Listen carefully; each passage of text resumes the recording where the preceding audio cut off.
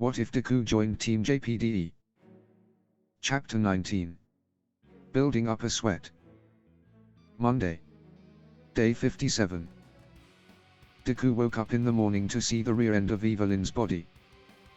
Her butt was just below his face, while Evelyn's head was by his crotch. "Good morning," Penny said. "Good morning, Pen," Deku said. He then noticed that Penny was in her bra and panties and that his hand was groping her butt. "Sorry," Deku said. "It's all right. I don't mind you groping me. It shows you physically attracted to me," Penny said. This made Deku's face go even redder. How many times were these girls going to make him go redder and hotter than the sun? Evelyn then yawned. "Good morning, Eve," Deku said. Evelyn then sat up, planting her butt on Deku's face, her lips meeting his. Deku tried to speak but his voice was muffled. "Good morning, Aiju." "Enjoying the view?" Evelyn asked. "Evelyn, what are you?" Penny asked. "We've got some time before school starts. Let's have some fun," Evelyn said. "Evelyn, get off Deku," Penny angrily said. "Don't worry, Penny. I'm pretty sure he likes it," Evelyn said, looking at the bulge in Deku's pants.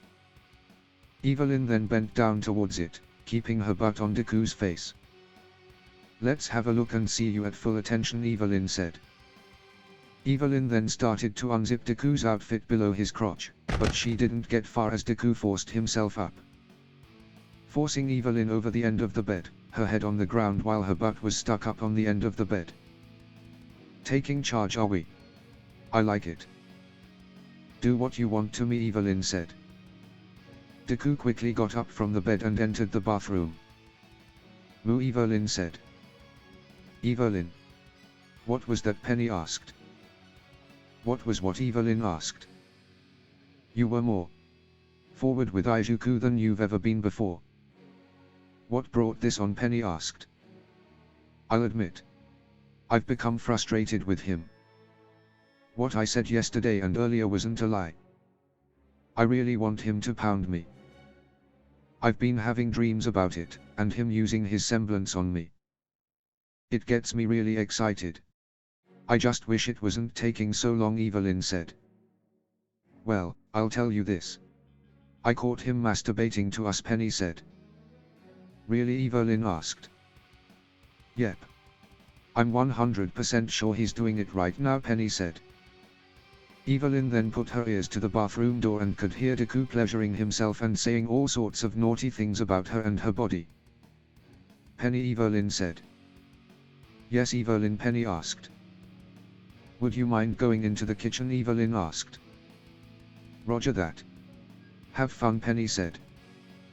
As Penny went to enter the kitchen, she noticed that Jack was awake and using her pillow to cover her ears.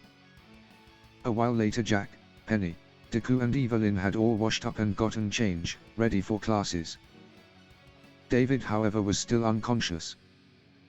"Shall we wait until David is conscious again?" Penny asked. "I think we should. He did take quite a beating," Deku said. "You feel guilty about collateral damage?" Jack asked. "A bit. I mean, he probably would have been in the same state either way," Deku said. "I'm sure he won't be mad, Aiju," Evelyn said. "I know that. It was his idea to become a wrecking ball," Deku said. "Which I hope doesn't become a habit of his to suicide bomb stronger opponents," Jack said. "Then we best make sure of that." "We shall wait for David to awake," Penny said. "No school today." "What's one day of not learning?" Evelyn said. "A day missed catching up," Peach said. "Professor Peach," Jack said. "What are you doing here?" Evelyn asked. "I'm here to make sure you don't miss a day at school," Peach said. "But," Penny said. "No buts, my little students. You're all far behind enough as it is. You can't miss a day of learning when you four are all 100%, Peach said. "But David," Evelyn said. "I know you are worried about him, but I assure you, he will be fine. Now you should go." "You don't want to miss breakfast," Peach said. Okay, Professor. Come on team, we have classes to attend, Jack said. Moo. But I wanted to give him my special breakfast, Evelyn said. You mean play how many goes before the school day ends, Deku said. You wanna play that game, Evelyn asked. We'll be going, Professor Peach, Deku said. Oh. One more thing. Weza Van Gertie was one of my favorite students, Peach said. You know about our relationship with him, Jack asked. I do. Glinda let slip about it. And I'm sorry I didn't notice the path he was taking. But I wish to make it right, Peach said. Does that mean you'll help us, Deku asked. Yep. I will not stand by and watch my students go through this like some other teachers, Peach said. Thank you so much, Professor Penny said. Yeah. It's a relief that we have a teacher on our side, Evelyn said. You're welcome. I'll tell you more about what I know later, you have classes to get to, Peach said. The four of them then left their dorm room happier than they could ever be. Alright, that should do it for dinner, Jack said. We shouldn't have David eat anything too complex yet, Deku said. Jack's scroll then went off. Already, Jack asked. What is it, Deku asked. Miss Lavender, Jack asked, answering the call. Good evening, kiddo. I got something for you, Lisa said. So soon, Jack asked. Yeah. Who do you take me for? I'm Lisa Lavender, Lisa said. That's amazing, Jack said. Well, it's also a bit of luck, but they say that's part of one's skills, after all. Anyway, point is that Mr. Van Gertie apparently wrote for my newspaper in the past, Lisa said. He wrote for your newspaper, Jack asked. Yup. Just freelance, nothing serious, a few articles in the science section. Mostly about dust. Anyway, thing is, to get invoiced for this kind of stuff, you're supposed to provide a billing address. And what do you know, there's one such invoice that isn't billed to Beacon Academy but instead, to an address in town. How much is this information worth to you, then Lisa asked. At least a few questions, and an interview with Weatherboy. You're honestly amazing, Miss Lavender, Jack said. I know. So, what about we meet on Wednesday after class to exchange info, Lisa asked. Sounds good to me, Miss Lavender. Where should we meet, Jack asked. We're already making progress. That's an ace reporter for you, I guess, Jack thought. In the cafe in Vale. Can't wait to hear what you and Weatherboy have, Lisa said. Okay. See you then, Jack said. What was that about, Deku asked. Let's just say I've found someone who can help us, Jack said. That's great, Deku said. It's a miracle, that's what it is. And her asking price is a trade of information. And also, Jack said. And what, Deku asked. She wants to meet with you for an interview. She was here to do a story on the exhibition matches. And considering your performance, you can see why, Jack said. I see. So when does she want to meet, Deku asked. The cafe in Vale on Wednesday, after class. Can you do that, Jack asked. Of course, I can, Deku said. I still can't believe this. We are making some really progress now, Jack said.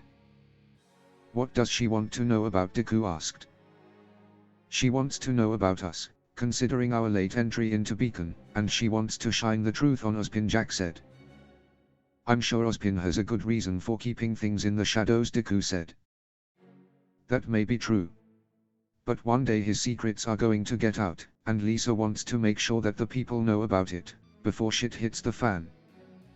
Now let's go have lunch, Jack said. Deku thought about everything that was kept secret from the public in his world, and he started to wonder if that was a good idea. Ozpin, Glinda and Ironwood were all gathered in Ozpin's office. You've always had a weak point for her antics, Glinda, Ozpin said. I'm terribly sorry, Ozpin, Glinda said.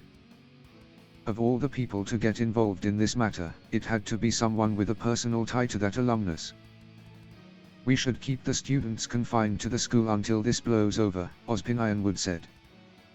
I'm sadly unable to do that as of now, since I will need the services of Miss Damerot and Miss Ivory soon. While they can live with non-collaboration, outright obstacles on their path would sour our relationship. I didn't think the mismatched team I put together would become so close, Ozpin said.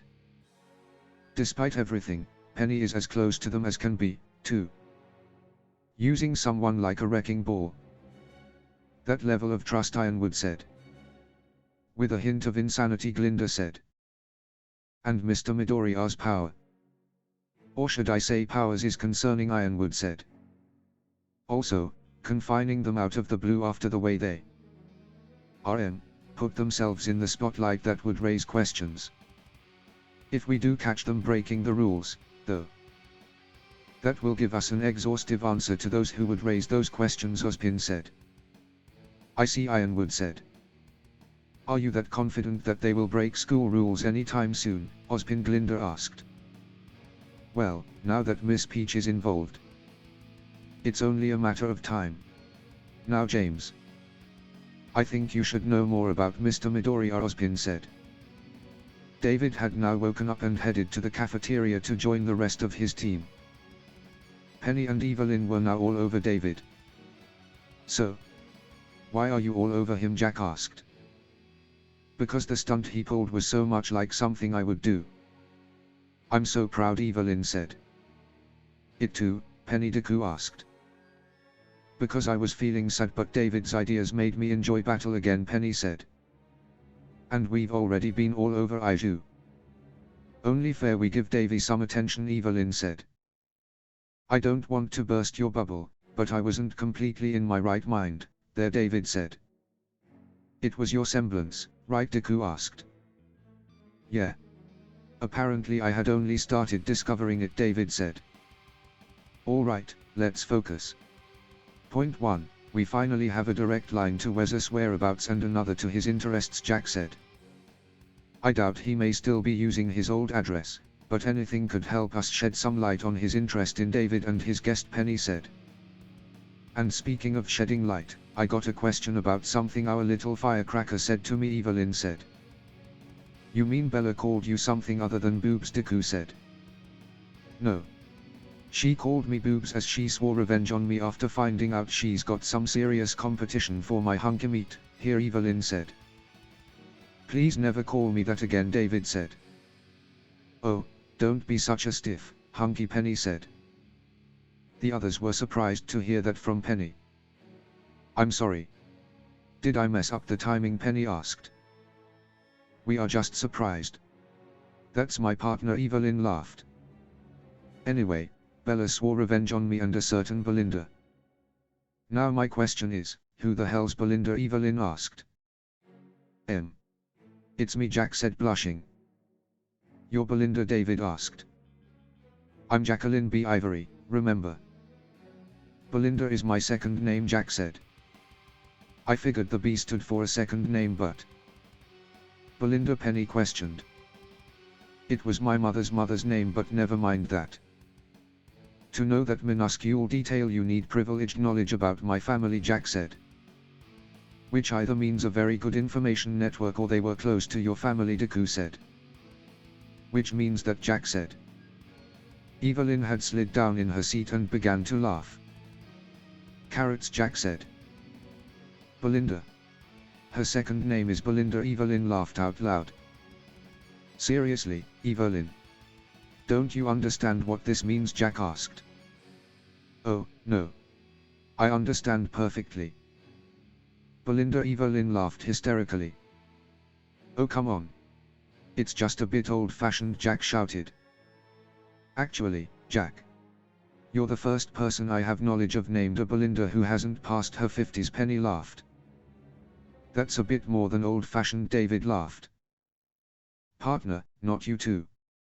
Come on, it's not that funny, Jack said. Yes it is, Evelyn laughed. You shut up. Come on guys. This is serious. Bella, maybe Isabella, my little sister, Jack said. The three then stopped laughing. Finally serious. Do you understand what this means? For years I've been doing nothing but thinking, Jack said. Does she have a second name as well? David asked. Yes, Jack said. What is it? Penny asked. Anselma, Jack said. The three then burst out laughing again. Oh my gods. Isabella, Anselma, Ivory, Evelyn laughed. There is no one in the Atlas ANA graph younger than 65 with that name, Penny laughed. Can't breathe, David laughed. I guess it's quicker if I just shut up and wait for you to get it out of your system. You got anything to say about our names? Jack asked. Nope. A name is just a name. Doesn't matter how weird or old it is. It's yours, and you should be proud of it, Deku said. Thanks. It's nice to hear that, Jack said, blushing. And I promise that we will get your sister back, Deku said, holding Jack's hands. Jack's face went even redder. I hope so, Jack said. Ren was currently in his team's dorm room. Oh Ren, Nora said. Nora. How can I help you? Ren asked. You can kinda help by coming with me so we can go talk somewhere private, Nora said. Easy enough. Let's go, Ren said. Nora and Ren made their way to the gardens. So. Start talking, Nora said. I'd love to, Nora, but you still haven't provided a subject, Ren said. Freaking smarty pants. You know what I'm talking about, Nora said. Well. Yes, I guess I do dress quite sharply, Ren said.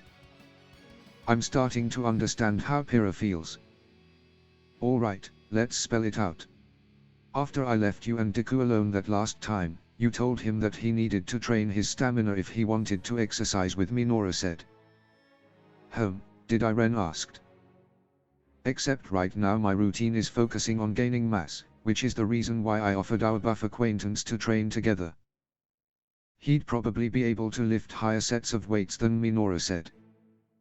Oh, indeed, Ren said. So why did you tell him he needed to make sure he had high stamina to train with me, Nora asked.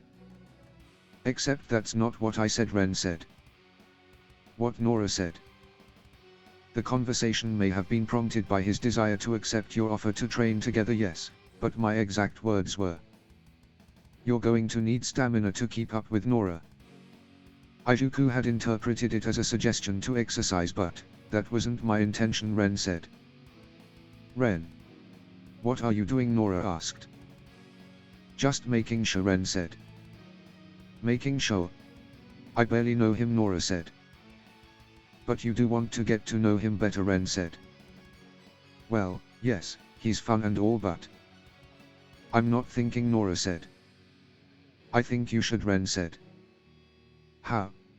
How can you say that? Nora asked. Because I feel like you're restraining yourself. Because of me, Ren said. Not because of you, Ren. Because of us, Nora said. You mean there's the risk I'd end up not being the most important person of your life? Ren asked. Of course not. Could I with you? Nora asked. Not really. So Ren asked. It's just weird. Considering, Nora said. Nora. Do you remember what I told you, that time? Ren asked.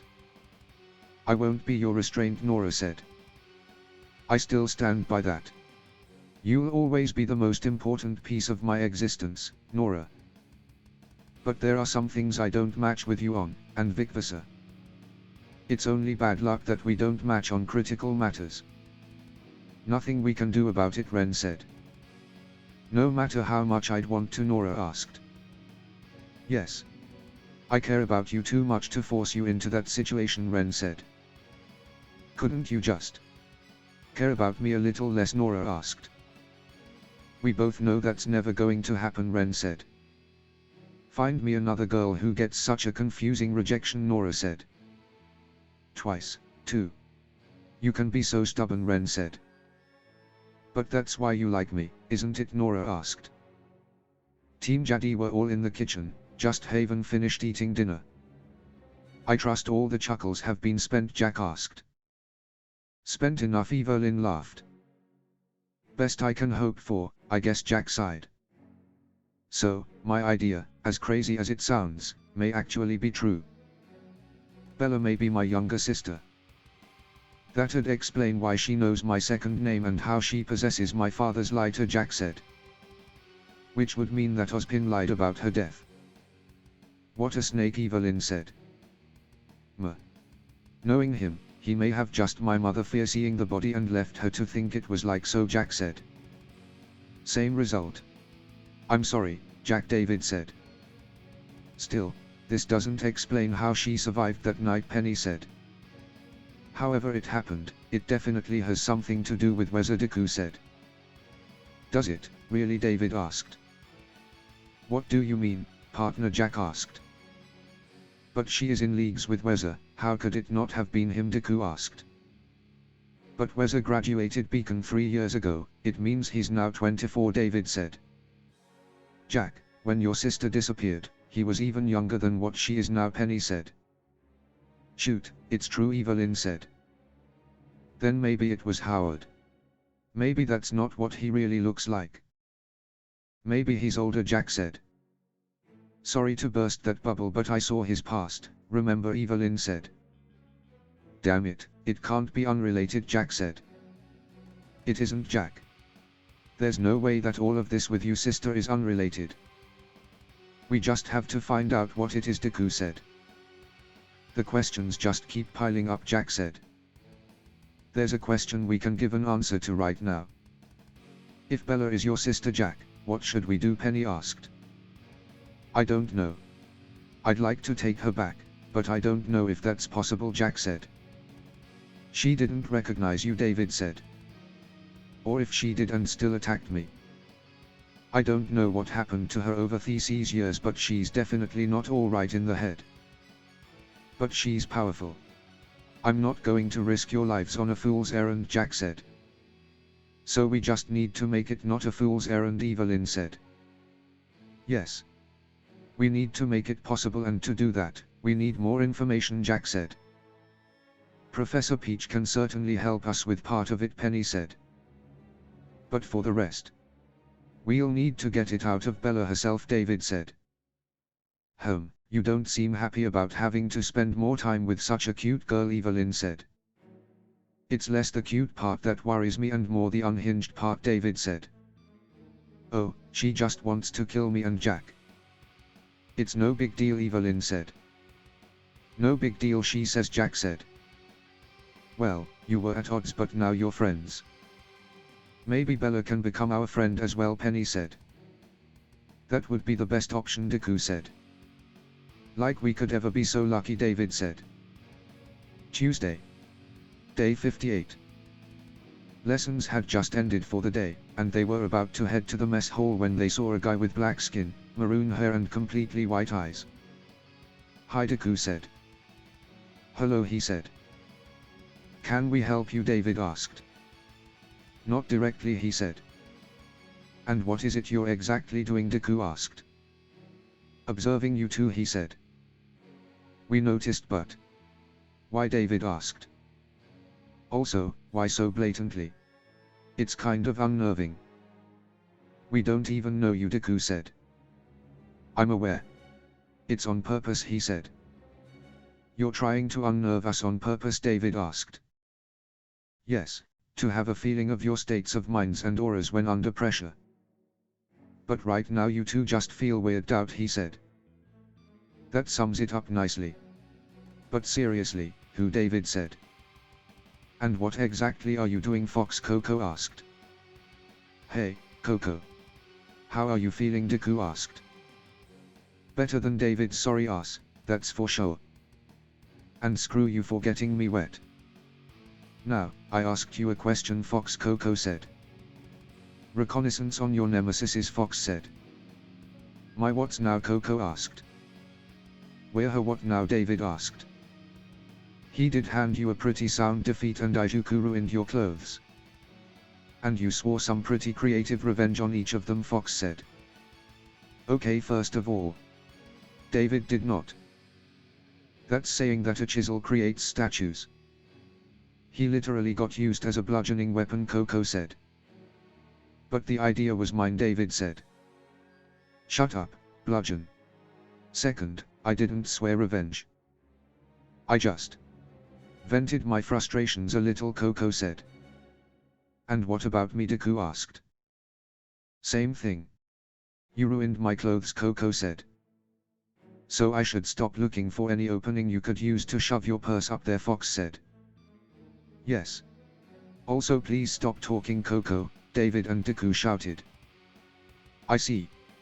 I shall put revenge on hold and act myself accordingly to the role of an upperclassman, then.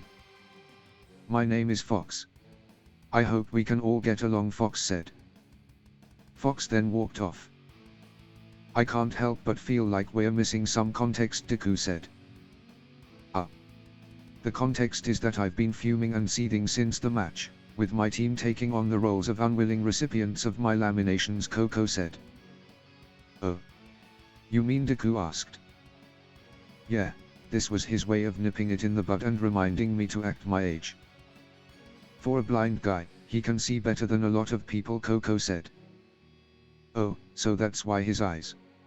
I thought he was some kind of faunus, David said. Actually, he is. But that's a story for another time. Anyway, back to acting like an upperclassman. Congratulations on your team's victory. We took that match lightly and... well, the rest is history. Good job out there, Coco said. I don't think Yatsuhashi took the match lightly. He hits like a truck, Deku said. He actually hits like a train. You were just too fast for him once he realized you were a proper challenge, Coco said. Should I be insulted by that, Deku asked. Maybe. Anyway, thanks, Coco. That means a lot coming from you, David said. Oh, enjoy it while you can, since it's going to remain a one-time occurrence. Next time we fight. I'm not losing, Coco said. I think you just got a rival, Deku said. I think I did, David said. Deku had gone to the amphitheater to train with Neon. Okay, so. Backhanded compliments aren't really your thing, I guess, Neon said. Sorry. I just have a mental block about purposely weaponizing kindness, Deku said. I'd say. Okay, nothing complicated this time. Let's go back to basics for this. Now, can you give me a definition of insult, Neon asked. A disrespectful or scornfully abusive remark or act, Deku said. What a nerd, you didn't even need to look it up, Neon said. So this is the next lesson, Deku said. Yup. This time, it's about taking something you notice that stands out about your target and take the piss out of them, Neon said. Something that stands out, Deku said. Indeed. You exaggerate it and make it sound bad to get under their skin. Easy. So go right ahead. Come on, there must be a lot of things about me that stand out, Neon said. Well, yeah, but Deku said. Easy there. First of all, why don't you pick something that stands out and we go from there, Neon said. I really like your tail, Deku said. Oh thanks, Neon blushed. You like it so much you can't think of mocking it, Neon asked. Something like that, I guess. But honestly, it stands out but in a not obstructing way, so Deku said. It's not supposed to be. All it needs to do is stand out even a little, then exaggerate it, Neon said. Your tail looks prehensile. I bet you use it for more than what you'd like to admit, Deku said. Hey. Maybe, Neon blushed. That was no trash talking at all, Deku said, blushing. It was late at night and Bella was out on the safe house balcony. You're still thinking about it, Thiller asked. Of course. Getting rid of those two timing hussies is a very important step on our path to happiness. But if they are his teammates and friends, Big Brother would be angry with me. And I can't think of any way to make it look like an accident, Bella said. Accident or not, he would still be sad if he wasn't angry with you, Thiller said. Well, if he's sad that means I will be able to comfort him, no, Bella asked. Wouldn't you prefer if he wasn't sad to begin with, Thiller asked. Yes, but how can I do it? Bella asked. It's probably impossible. His teammates are the most important people in his life, after all, Thiller said. That's it, Bella said. Excuse me, Thiller asked. I just need to become the most important person for him before I exterminate those hussies. That way he won't be sad, Bella said. I don't think, Thiller said. Bella's scroll then went off. It's Big Brother. This is a sign. See? He's already thinking of me, Bella said. Bella, he's thinking of you because, Thiller said. Hi, Big Brother. Yes, of course I can talk, Bella said, answering her scroll. This had gone too far, Thiller said. Wednesday. Day 59. You think I like this? It's all a big waste of time, Howard said. It's disgusting, is what it is. The longer it goes on, the more it's going to hurt, Bella, Thiller said. And when she does, goodbye chances of taking the guy alive. Although, considering we don't have a way of extracting the flame yet, maybe there's no other option anyway, Howard asked. You don't care about her at all, do you? Thiller asked. And you do. All that you care about is that she keeps in shape, Howard said. I suggest you hold your tongue, Howard, if you like your head where it is, Thiller said. Always violence. But seriously, Thiller, you're barking up the wrong tree if you want sympathy for that little pain in the butt, Howard said. I clearly am. But it's not your sympathy I wanted to appeal to, Thiller said. What else, then? Howard asked. If Bella explodes upon refusal, it will only make our jobs even harder. Especially if she explodes in a city like Vale, Thiller said. If Ozpin wanted to come after us, he would have already done so, Howard said. And what about the Vale police? Thiller asked. I guess I could try and talk to Weather, Howard said. Yes. You could, Thiller said. Jack and Deku had made their way to the cafe Lisa said she would meet them at. Should two young students skip class to come hang out in bars? Lisa asked. We're not skipping anything. We just took the first bullhead out of Beacon once classes were over, Jack said. Aren't you too diligent? Ozpin must love having the both of you as underlings, Lisa said. Actually I don't work for Ozpin, Lisa said. Wait, really? But you have such a powerful semblance. Ozpin must have approached you, Weather Boy, Lisa said. Oh, he did. But that was the day before our entrance exam before the second semester started, Deku said. How very strange. Ozpin never lets anyone like that out of his grasps willingly, Lisa said. Well, he has nothing to offer me in return, Deku said. Fair enough, Lisa said. Before Izuku rambles on and on. There's a lot to talk about here, so, what would you like to know first? Jack asked. Usually, I'd just let you talk as much as I consider the information worth. But since the subject matter interests me. What about I let you guys decide? Lisa said. Hey, thank you. But it's been a long story since I've last thought myself as a kid. Keep that in mind. Anyway, for an address. I will tell you what happened on the day that meteor fell on Vale, Jack said. We're so lucky I don't go for younger partners, Lisa said.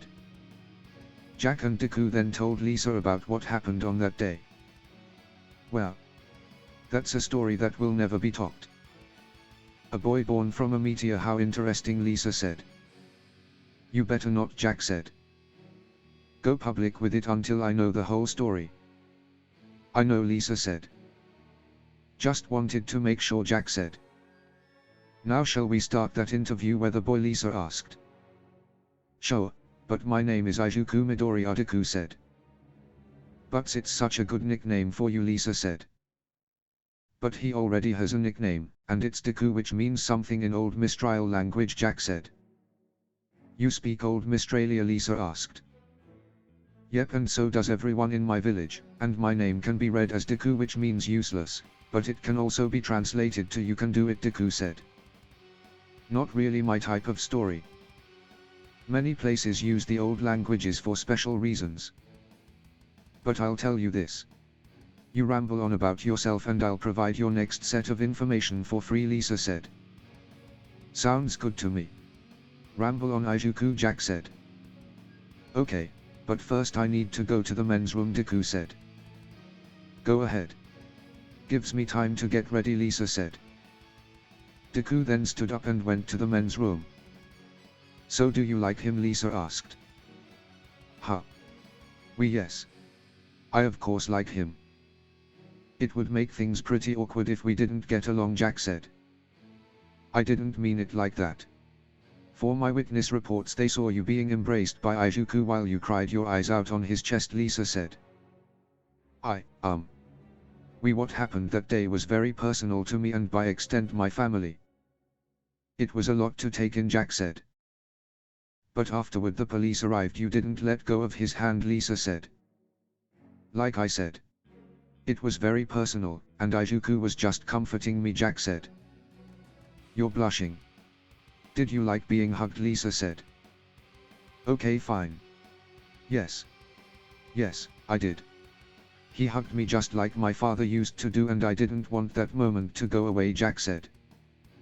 Are you sure there aren't any deeper feelings, Lisa asked. I'm positive, Jack said. Suit yourself. But you better not wait too long. Sooner or later a girl will snatch him from you, Lisa said. Well, he already has 2 girlfriends, and is sharing them with David. So, I think he's already been snatched, Jack said. Well now. Isn't that interesting? Care to tell me more? I'm sure something like this would get you a big dump of info, Lisa asked. I'll let him tell you about it if he wants, Jack said. Deku then returned and told Lisa many things about his home. And also about his semblance. He also told her about a lot of nonsense. Okay, kid. You've given me more than enough, Lisa said. Oh, sorry, Deku said. No, it's fine. It's been a while since I have heard so much from someone who isn't old, Lisa said. Well, when should we meet up again, Jack asked. I'll call you when I've found something of interest to you. But for now, you should get going, Lisa said. Jack then checked the time. Oh shit. The last bullhead is about to leave. We need to hurry, Jack said. We'll never make it, Deku said. Better to try and make it still. Miss Goodwitch is gonna tear us a new one, Jack said. Not necessarily, Deku said. What do you, Jack said. Deku then picked Jack up bridal style and exited the cafe. Sorry to run off like this, Deku said. It's fine. I can't talk to you if you're grounded, Lisa said. Right, Deku said. Deku then actived OFA and jumped away. She more than just likes him as a friend, Lisa said. Deku and Jack were flying through the streets of Vale. Deku used Black Whip to swing between buildings and OFA to run across the smaller buildings. As Jack was being carried, she couldn't stop blushing. Being held by Deku again reminded her of her father again, but this time she was focused more on Izuku after what Lisa had said. Turning one swing, Deku shifted into his other arm, but as he grabbed hold of her he grabbed onto one of her boobs. Jack's face went as red as Deku's had gone before. She noticed, however, that Deku was not blushing, which meant that he didn't notice that he was groping her boob. She didn't know whether to be angry that he didn't notice where he was touching her or glad that he didn't and that he wasn't a blushing mess. They soon arrived at Beacon just as the school curfew was in force. Okay, Izuku, we're here. As much as I want to thank you for this, I want it to stop now. It's been giving me butterflies this whole time, Jack said. Oh, sorry, Deku said. It's fine. Just put me down, Jack said.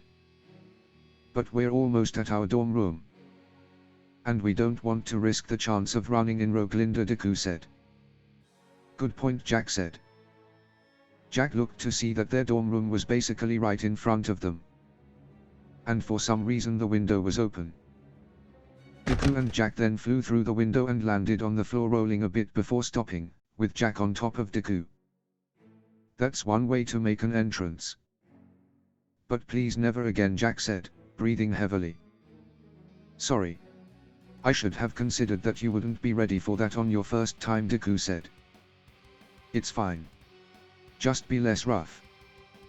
Next time. Your swings were all over that place, Jack said. And what are you two doing? Evelyn asked. The two looked to see the others. Well, you see, Deku said. We lost track of time in Vale, because Jack said. Because you were playing hide the cucumber? Evelyn asked. No, Jack and Deku shouted. Jack and Deku then tried to explain what happened, but Evelyn didn't seem to buy it. David and Penny then decided to step in and get Jack and Deku to eat their dinner and get ready for bed. By the time they got ready for bed, the others were already in bed. Evelyn. Please. I'm telling the truth. Me and Jack were not, Deku said, standing beside Evelyn's bed. Evelyn's hands then shot out and grabbed Deku, pulling his face into her boobs. I know that. I was just teasing you and Jackie. There's no way I'm letting her pop your cherry. I'll be the one taking it as I intended. Now shut up and kiss me, you, Evelyn said. Deku and Evelyn then began to make out. As they did, they kept Jack awake, which only made her think more about what had happened that day. When Deku and Evelyn finally stopped, Jack was able to go to sleep, but her mind was not going to let things go that easily. She had a nice dream about her and Deku being together, loving and caring for each other. As her dream went on, Jack smiled in her sleep. Thursday. Day 60. Team JPDE were impatiently waiting for Professor Peach's class to start so that they could know what Weather was into when he was at Beacon. The wait was. I bet she enjoyed knowing we were squirming, Jack said. I couldn't begin to guess what kind of information she'd want to share with us that would be suitable for a school curriculum. Too many variables, Penny said. She dangled a piece of meat in front of us and left us starving for 4 days. I like her style, Evelyn said. Of course you would, Deku said. Here she is, David said. Good morning, students. Happy to see there haven't been any defections yet, Peach said. Not for lack of trying, Ruby said. Ruby Weiss shouted. I guess Miss Rose is dreading another practice session in handling dust, Peach said. Yes, Ruby whined. Stop making me look bad in front of Professor Peach, Weiss whispered. How is she making you look bad? Young asked. Worry not, my so on the nose students. For today we're going to have a special theory lesson, Peach asked. Really? Weiss asked. Weiss, I don't think Ruby is the one making other people look bad, here Blake said. She did say that Weather was interested in the myths and theory of dust more than anything else, Jack said. Let me start by asking you a question, students. What did the people of Remnant pray to in the past? Peach asked. Is that a trick question? Weiss asked. Oh, Miss Schnee, you never cease to give me satisfaction. But it's an actual question, students. Why did the people of Remnant pray to, in the past? Peach asked. The gods, John asked. Yes, Mr. Ark, one would think that they would pray to divine beings because that's in the nature of a religion. But if you meant the same gods we worship today, that's sadly anachronistic, Peach said. Bummer, John said. Well, then different kinds of gods. Different regions give rise to different worship, Pyrrha said. Very good, Miss Nikos. But let's be even more specific about it. What I want to know from you is, what do you think people in the first days of civilization worshipped, way back before the Four Kingdoms, before machinery and settlements, even before the written world? Peach said. The whole class had fallen silent at Peach's question. It's the earth, Cinder said. Oh. Very, very good, Miss Fall. Care to elaborate further for your fellow students? Peach asked. Deku looked at the girl who broke the silence. She had black hair and was wearing a red dress with gold highlights. It only makes sense. The earliest humans on Remnant worshipped the earth, as a mother and protector, Cinder said. It makes sense. That implies there's a specific reason why they came to do so, doesn't it? Peach said. It does. And the reason ID Dust, Cinder said. Don't you mean 2 reasons? David asked. Maybe I do. Mr. Wrecking Ball, Cinder said. Yeah. Anyway, it's also because of the Grim, isn't it? David asked. Precisely, Cinder said. Why the Grim too? Nora asked. You think the 4 kingdoms exist by the power of goodwill? Cinder asked. No, Nora said. They survive thanks to us. An ever-replenishing supply of trained soldiers to spend into an infinite meat grinder. Before hunters, they were armies and walls. Before that, it was just weapons, Cinder said. And before all of that, there's always been dust, David said. Exactly. We don't know much about those times, but we do know that Grim have existed at least as long as humans, and even in the earliest documented history, dust has been a part of human life.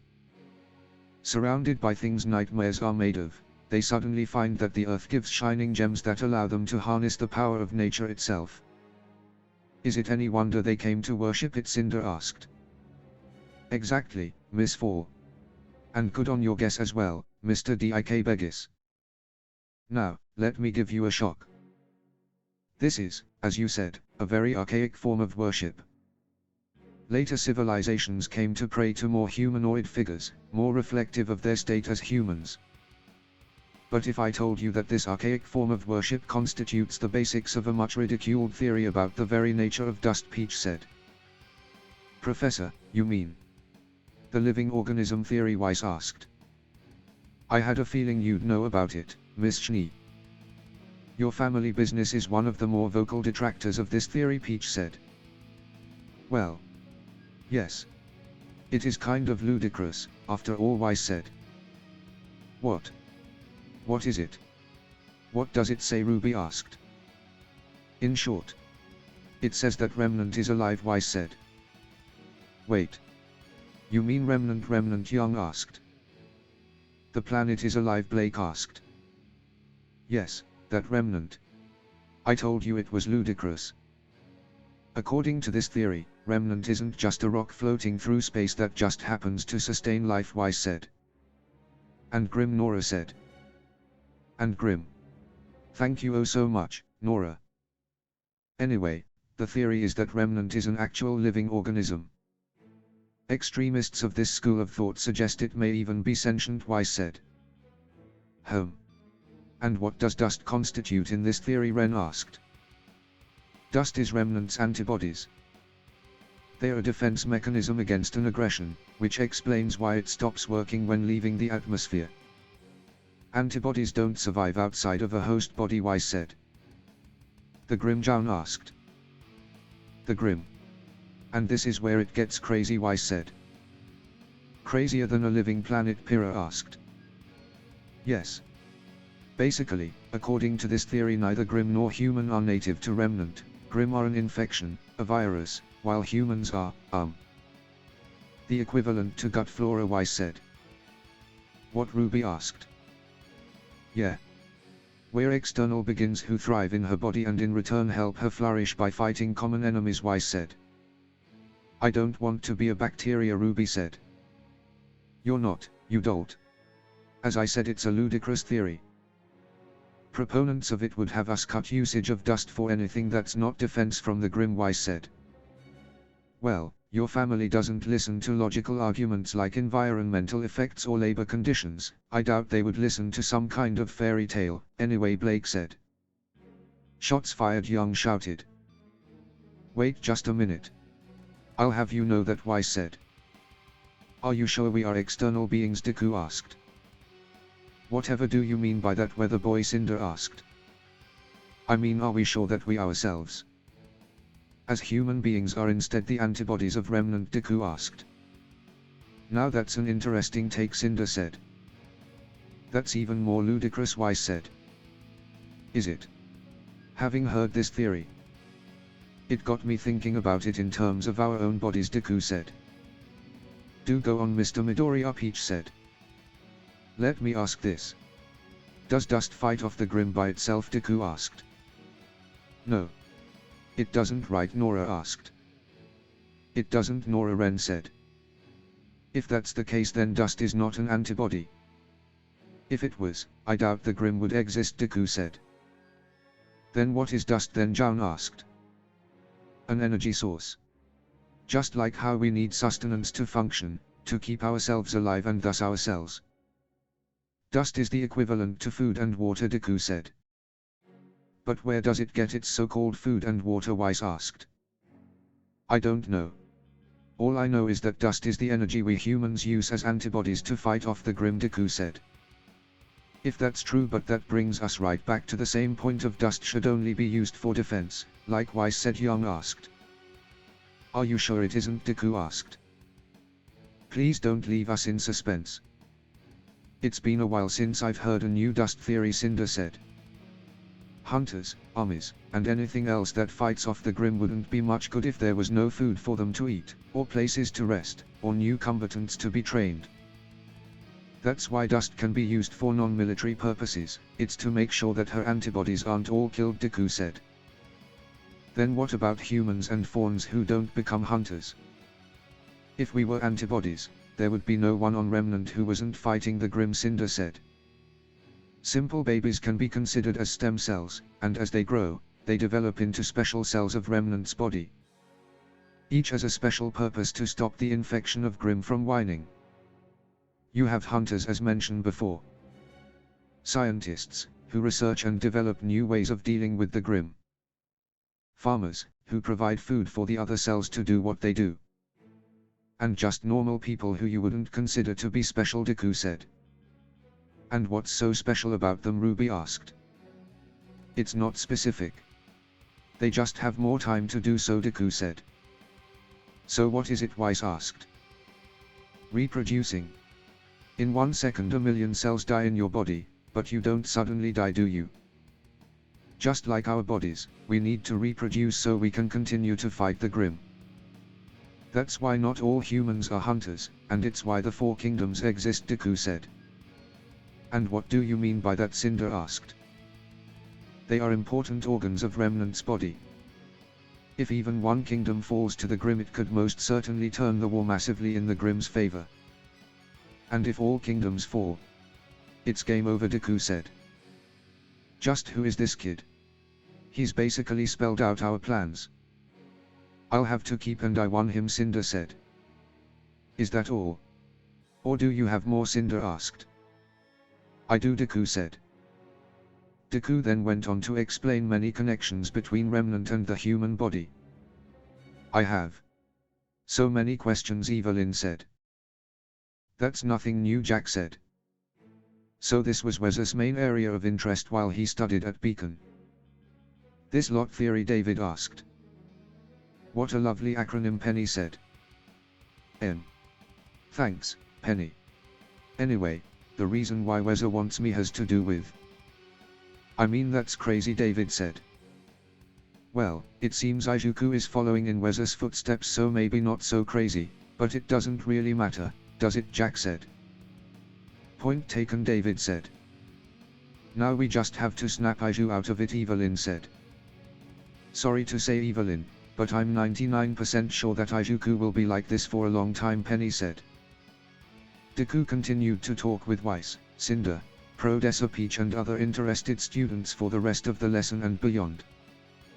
Night had fallen by the time the discussion was over. Deku had exited the classroom and was about to head to his dorm room.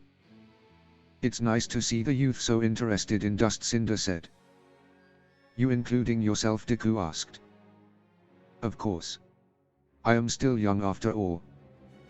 Or do you think I look older? Cinder asked. No. You look far too young to be old, Deku said. You flatterer. Now, I don't think we've ever properly introduced ourselves. You may have heard the professor refer to me as Miss Fall, but my first name is Cinder, Cinder said. Cinder Fall. My name is Izuku Midoriya, Deku said. Yes, I remember from last Sunday. You and your trauma left quite an impact on the people around you. Starting with those 3-second years. You've also piqued the interest of my teammate. Which is a bonus, Cinder said. Emerald, right. She offered. To help each other, Deku said. You don't seem to like that idea, Cinder said. Because I don't. Honestly, I don't want to work with people with connections to crime. But since the good guys are of no help to our team, it's our only option, Deku said. Let me guess. Headmaster Ozpin is the prime example of the good guys you can't rely on, Cinder said. Yeah. So you're not a fan of him either, Deku said. Something like that.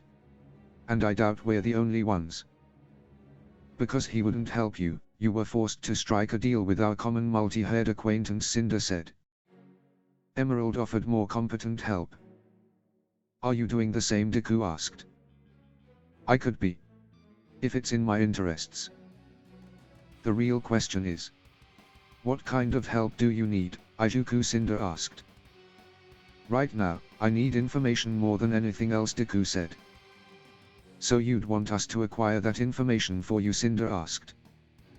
Right now I don't want you to do anything, Deku said. Excuse me, Cinder said. Simply put, I don't know if I can trust you with what has been happening with us. And we already have an information source that's more legal. I want to avoid being in debt to bad people, Deku said. Real stickler for the rules. So what are you gonna do about me, Cinder asked. I can't do anything to you. I have no evidence, and attacking you because of a hunch will bring more problems than you are worth, Deku said. Then we'll stay out of each other's way then, Cinder said. I would have to agree. But knowing this world, I will most likely need your help in the future, Deku said. Then I'll keep my ears open for you. Shall we shake on it, Cinder asked. Cinder extends her right hand towards Deku. Without a word, Deku extends his hand towards Cinder, and they shake hands. As Deku held on to Cinder's hand, he felt himself getting hotter. He kept a straight face though the pain of the heat. Oh my. Do you have a fever? You're all red, Cinder said. I think I'm just feeling hot. I haven't had a drink in a few hours, Deku said. That was a long discussion. Remember, always stay hydrated, Cinder said. Will do, Deku said. Cinder and Deku then went their separate ways. Deku started to ponder why touching Cinder made him feel like he was on fire. Friday. Day 61. Team Jade had run out of coffee, and though Deku didn't really drink coffee at all, Jack had asked him to buy a new bag from the mess hall. Hello. I need a bag of coffee beans, Deku said. Sorry kid, we just sold the last bag. We're gonna get more in a couple days, the grocer said. You did? To whom, Deku asked. That girl over there, the grocer said. Deku looked to see that the grocer was pointing at Coco. Well, I guess it'll be cannibalism if you were a hot cocoa kind of gal, Deku said. Hello to you too. How are you doing, Coco asked. Just fine. So, coffee girl, Deku asked. I'm just me, boy toy. No label on this art piece. But if you really must know, I pride myself in being a cocoa master, just like my nana. And coffee is but an ingredient for my special brews, Coco said. Oh I see, Jack just uses it for regular coffee, Deku said. Jack huh? That your leader? The girl who fought Weiss, Coco asked. Yeah, Deku said. Would you say she'd be disappointed if you don't come back with some yava for her, Coco asked. Well. Maybe just a little, Deku said. Then I guess there's only one course of action left for you, boy toy, Coco said. And that would be, Deku asked. You're going to challenge me for this bag, of course, Coco said. No thanks. Goodbye, Deku said. Wait, what, Coco asked. Deku then left the mess hall. Hey. What about Jack's cup of morning glory, Coco asked. I'm sure Jack can go a few days without coffee, Deku said. Deku was now in the gardens, walking towards the dorm to tell Jack that there's no more coffee beans. You actually ran out on me. What the hell, boy toy? Where's your guts from the exhibition matches, Coco asked, as she caught up to him. Gone until it's needed again. I'm not gonna fight you for something as small as a bag of coffee, Deku said. That's the wrong thing to say to me. Anyway, we're gonna fight again, Coco said. Shouldn't you be pick a fight with David, Deku asked. I probably should be doing that, Coco said. Why, Deku said. Honestly, because you're a better opponent than David is, Coco said. So this is about how the match ended, Deku said. Yeah. No offense to David's skills. He did get me, but that was only because he unlocked his cheat-ass semblance, Coco said. I don't think he would take offense to that. He would agree with your statement, Deku said. So you see why I want to fight you, Coco said. I do, Deku said. So Coco said. Sorry, but I'm still not going to fight you for a bag of coffee, Deku said. How about I made it a different kind of competition, instead of just a straight-up fight, Coco asked. I'm listening, Deku said. How about an endurance contest, Coco said. That sounds good to me. What kind of endurance test would it be, Deku asked. Not the fun type, sorry. I was thinking of push-ups. Whoever can for the longest before crumbling wins, Coco said. That sounds good. So I get the bag of coffee beans if I win, Deku asked. Already putting a wager on it. Since I already have the bag, if I win that won't be a fair deal, Coco said. So what do you want if you win, Deku asked. Information, to get to know you better. If I win, you're mine for a game of 21 questions, boy toy. And I will have you be truthful to me, Coco said. I see. Sure, I can do that, Deku said. Great. Hit me up when you feel ready for it. But don't keep me waiting too long, Izuku. I know where you live, Coco said. Coco then walked off. Well, that was very ominous, Deku said. Saturday. Day 62. Deku had decided that today was the day he had a rematch with Young. He took out his scroll and dialed Young. Hey Deku, Young said. Hey Young. Is this a good time for our rematch, Deku asked. Absolutely, been waiting for this moment, Young said. Okay, but first. Have you been resting, Deku asked. I have, Young said. That's good, Deku said. Get your butt down to the combat classroom later today for your smackdown, Young said. Okay. See you then, Deku said. Later that day, Deku made his way to the combat arena.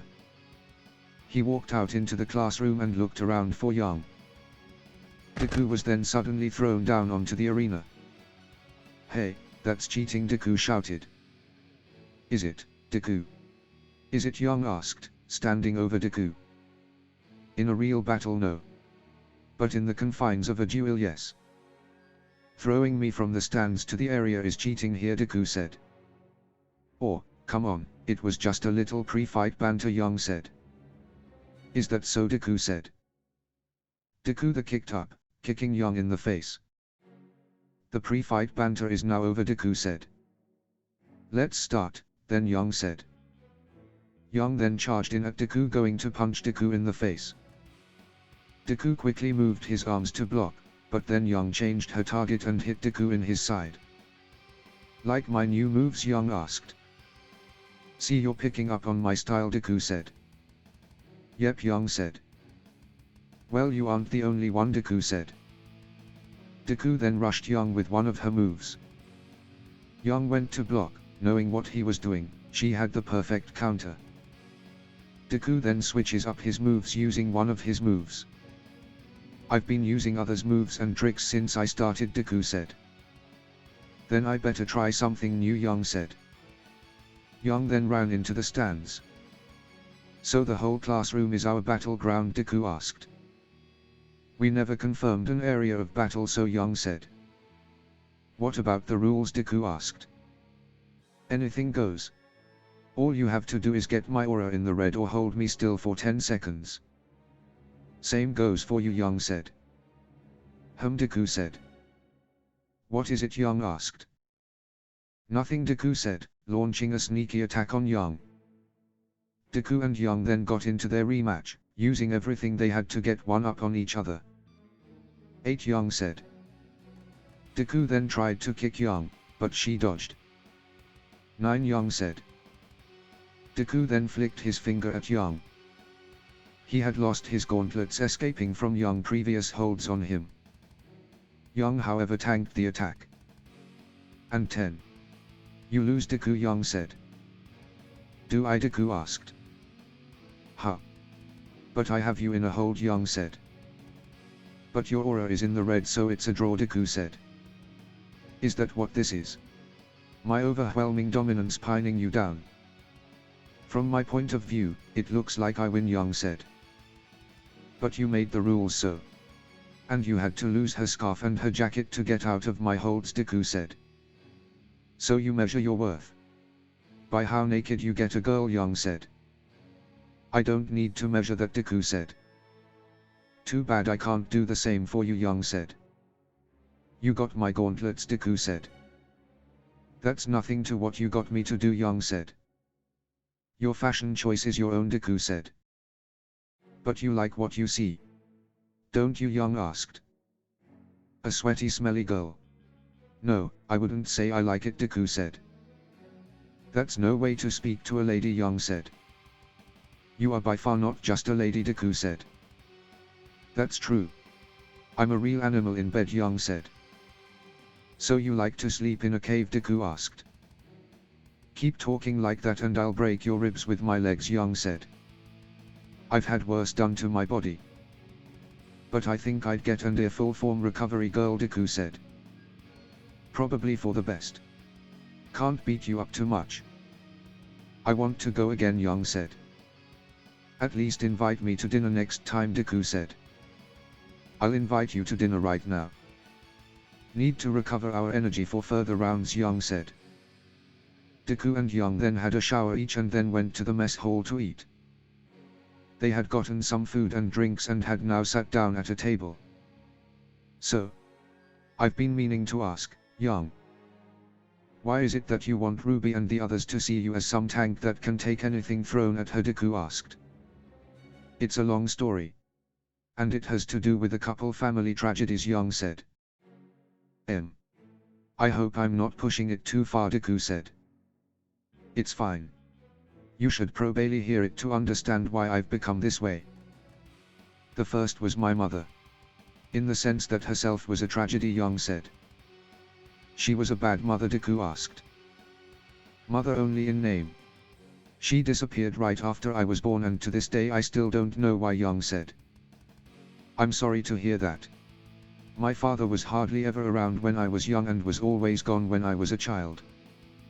He was always on missions, providing for us, Deku said. I wish my mother was like that. Second was Ruby's mother. She was a great mom and a greater huntress, but one day she never came back, Young said. I understand. I met a kid who lost both. Wait. You and Ruby have different mothers, Deku asked. Well, at least someone catches on quickly. Of course, it wasn't at the same time. Ruby's mom, Summer, stepped in to help my father, Tai, after my mother left. And soon, Ruby was born. And you want to know something else, Young asked. What is it, Deku asked. They were all teammates here at Beacon, Young said. That's kind of unbelievable, Deku said. Though he wasn't thinking about Young and Ruby's parents' relationship, but his own. Anyway. Let's just say that losing both of the loves of his life didn't exactly leave my father in a good place. I had to grow up fast, Young said. But Ruby didn't, Deku said. You know here. You tell me, Young said. But now she is growing up to be a team leader. So why are you keeping up the act? You don't need to be the awesome older sister protector and role model any longer, Deku said. It's not that simple. While I no longer need to or can keep her from growing up, Ruby is sensitive and altruist to a fault. She's not stupid, she knows that no one is immune to pain or fatigue, she knows I'm faking being alright all the time. But if she knew exactly how much of a fake I am and always have been, Young said. She'd blame herself, Deku said. Endlessly, Young said. Well then. I guess it's now your time to have the childhood you never got, Deku said. Excuse me, Young asked. I'm gonna pamper you, Young Xiaolong, to give you the best childhood you never got, Deku said. Remnant to Deku. What brought this on, Young asked. You clearly have no intention to stop this. So I want to give you the chance to relax and be a kid again.